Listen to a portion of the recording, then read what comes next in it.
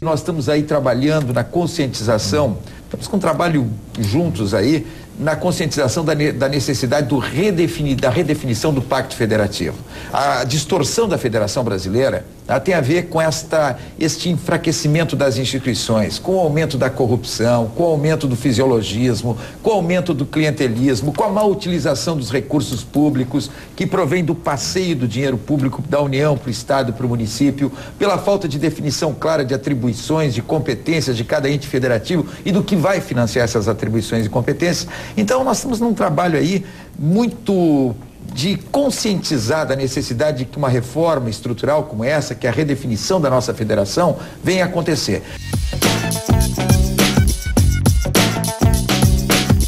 Meu partido tem aí a definição da candidatura do Fogaça, um candidato espetacular que tem condições de agregar partidos que inclusive estão com ele na prefeitura, principalmente o PDT, que está lá com o Fortunati como seu vice, mas não o PDT, está conversando com todos os partidos que poderão estar juntos, está o PP, está o PTB, está o PDEM, tantos partidos que poderão estar juntos nessa coligação.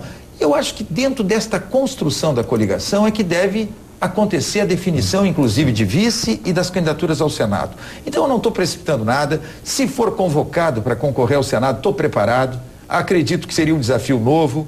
Teria condições de discutir lá no Congresso Nacional essas reformas estruturais que estão emperradas. Quem sabe ajudar que aquele Congresso seja um pouco mais produtivo e haja uma recuperação de uma instituição que é o Senado Federal e a própria Câmara, que estão tão desacreditadas. Então, temos que ter um processo de ajudar nesta recuperação. A discussão das reformas, a busca de termos uma defesa mais forte dos interesses do Estado em Brasília, a experiência que tivemos como governador, a experiência que já tivemos como deputado federal, eu acho que podemos dar uma contribuição. Agora, é hora de precipitar a definição de Senado? Não. Eu acho que vai ter o seu momento dentro da construção desta coligação. Existe um conservadorismo no Banco Central que é histórico. Quando a gente olha e vê um repique de inflação em janeiro e fevereiro, em cima das mensalidades escolares, em cima da chuva que fez com que o preço dos hortigranjeiros subisse, em cima do transporte, aí já vem aqueles que já são os portadores das más notícias e defensores, presta atenção, Clóvis, e defensores do aumento da taxa de juros, e tem razão, e tem por que eles defendem, para aumentar o lucro do sistema financeiro, já dizendo que o Banco Central, na próxima reunião do Copom, deverá aumentar a Selic, a taxa básica de juros. Não há necessidade disso. O Banco Central agora aumentou o compulsório sobre os bancos. Esse aumento do compulsório sobre os bancos significa menos recurso circulando, menos crédito. O governo o que fez? Já recuperou as alíquotas antigas do IPI sobre aqueles setores que foram beneficiados no período de crise. Isso também tem algum reflexo no consumo. Precisa aumentar a taxa Selic? Precisa aumentar a taxa de juros?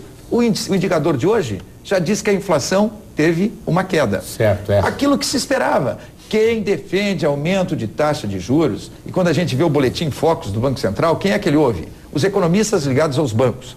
Na verdade, os bancos querem o aumento da taxa Selic, porque isso significa o aumento da taxa real de juro, e porque isso significa também mais lucro para o sistema financeiro.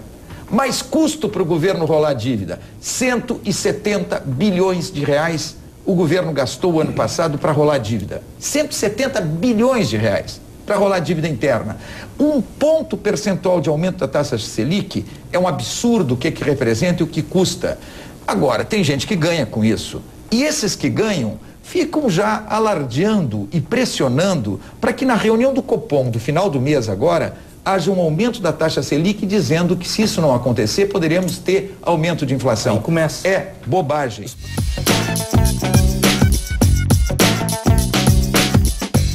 Se eu tivesse ganho o governo do Estado, se não conseguimos vencer o governo do Estado, não tenho a menor dúvida que essa cúpula do meu partido, que tem impedido que o PMDB tenha um candidato próprio à presidência da República, que tenha um projeto nacional, que retire os rótulos de fisiologismo e clientelismo que grudaram no partido ao longo desses anos, porque o partido está mais preocupado com cargos, com favores, com espaços em governo, e é essa cúpula que está preocupada com isso, essa cúpula nacional. Se eu tivesse ganho o governo do Estado, com aquela pré-candidatura à presidência, aquela disputa com o Garotinho, onde ganhei 3-1 no Garotinho, não tenho dúvida que nós hoje seríamos candidato à presidência da República.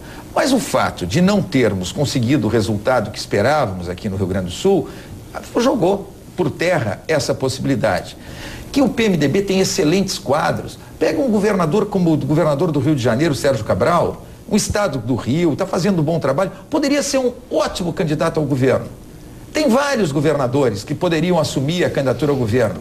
Simplesmente, de novo, a cúpula preocupada em favores de outros está jogando para escanteio, jogando para fora a possibilidade do PMDB ser uma terceira via entre o PT e o PSDB. Neste governo e com esse Congresso, totalmente impossível. Esse ano de 2010, chance zero de avançar a reforma tributária. A grande chance de avançar uma reforma tributária, uma reforma estrutural, tributária, política, redefinição do Pacto Federativo, é o primeiro ano do governo e o primeiro ano de um novo Congresso. Esse é o grande momento. Passando o primeiro ano, já começa tudo a ficar mais difícil. Tem que ter decisão política de fazer a reforma tributária. A reforma tributária no governo Fernando Henrique foi 8 anos de enrolação. 8 anos do governo dizendo que queria, e efetivamente a área econômica do governo não queria a reforma tributária. No governo Lula se repetiu a mesma coisa.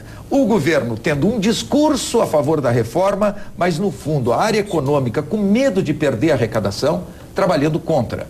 Então não houve decisão política do governo federal e também o Congresso Nacional, um Congresso que não tem produzido como deveria. Um Congresso que ficou à deriva depois de todas as denúncias, de todos os problemas, não enfrentou as reformas estruturais que tinham que ser enfrentadas. Então eu sou muito pessimista que nós tenhamos nessa legislatura e nesse governo um avanço da reforma tributária. Teria quem quer que seja o próximo presidente que assumir que no primeiro ano do novo governo vai priorizar uma reforma como essa. Não há condições, Apple, de continuar a guerra fiscal entre estados como está. Por isso que tinha que ser o senhor. A guerra fiscal, eu entrei como governador nela. Graças ao fato de ter entrado como governador, nós temos o polo naval em Rio Grande, porque foi em cima de incentivo fiscal, de disputar com o Espírito Santo, com Pernambuco, com Rio de Janeiro. Se nós olharmos a duplicação da GM, agora que tem a triplicação, teve incentivo fiscal. Isso. Se nós olharmos, está aqui o Zurita hoje, no Rio Grande do Sul, vai ver a Nestlé, como é que nós levamos a Nestlé para a Palmeira das Missões, disputando com outros estados, a Skin Carol aqui em Igrejinha. Eu poderia citar aqui em Montenegro, a Macisa de um lado e a planta da John Deere de outro. Grandes plantas. Se nós observarmos, nós entramos na guerra fiscal. A contradição eu dizer que essa guerra fiscal chegou ao limite? Não. Se tem um sistema tributário que permite guerra fiscal, se eu não entro nela, eu perco investimentos, perco empregos, perco desenvolvimento. Só que a guerra fiscal não pode continuar como está. Ela tem que ter limitações, tem que mudar o ICMS. O ICMS tem que ser um ICMS com uma única legislação. O ICMS tem que ter alíquotas mais uniformes em todo o território nacional. Tem que ter uma migração da origem para o destino para exatamente evitar a guerra fiscal. E quando eu falo em ICMS, eu poderia, Clóvis, falar na quantidade de tributos que recaem sobre o consumo, que no Brasil é 27 ICMS, é o IPI, é a COFINS, é o PIS, é o ISSQN, é a CID, quando no mundo inteiro existe um IVA ou um IVV.